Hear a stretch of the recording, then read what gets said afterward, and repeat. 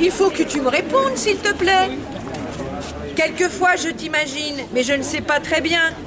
Ton pays, je le devine de très loin. Mets-tu des guirlandes sur un bananier ou bien sur les branches du frangipanier qui a des fleurs si blanches? Petit poème de Noël. Noël a des sortilèges que toi tu ne connais pas. Noël, pour moi, c'est la neige, c'est le froid. Aussi, j'ai bien de la peine à le penser en couleurs, à rêver qu'il se promène dans les fleurs. Et pourtant, si on y pense, Noël, c'est bien plus que ça. Et ça n'a pas d'importance, le climat. Noël, c'est retourner boire à la source des enfants. C'est retrouver la mémoire pour un temps. Noël, c'est toujours la trêve dans les guerres et dans les tourments. Et c'est la paix dont on rêve, justement. Aussi, je n'aurai, je pense, quand mon sapin brillera, vraiment pas de différence avec toi. Avec toi, qui mets des guirlandes sur un bananier ou bien sur les branches du frangipanier, qui a de belles fleurs si blanches. Anne Sylvestre. Voilà. Bravo. Et là, voici Pablo Picasso. Même Pablo Picasso. Tiens. Il est beau avec ce lampion. Ouais. Devant nous, la rue Clément Belle. Clément Belle, c'était aussi le nom, c'était la rue Soutrane, comme je vous ai expliqué, la rue Soutrane haute, la rue Soutrane, la rue basse, qui faisait partie de la ville.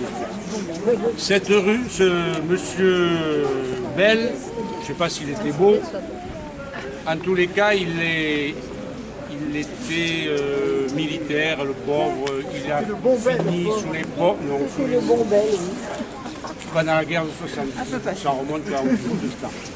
Il a été sûrement élu, comme la plupart des personnages que l'on voit dans les rues, des gens qui ont donné nom dans les rues et aux rues, la plupart étaient des élus, notamment un que j'ai oublié, c'est M. Lisnard, il a été maire.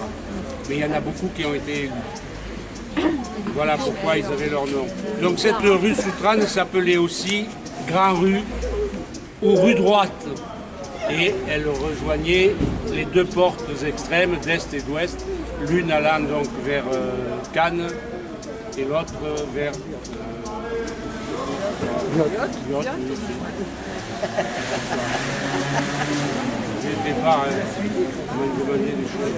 Alors donc, de petits détails quand même importants, c'est que la maison où se trouve le Molière fut en 1505 un hôpital. En plus, l'hôpital Saint-Jacques.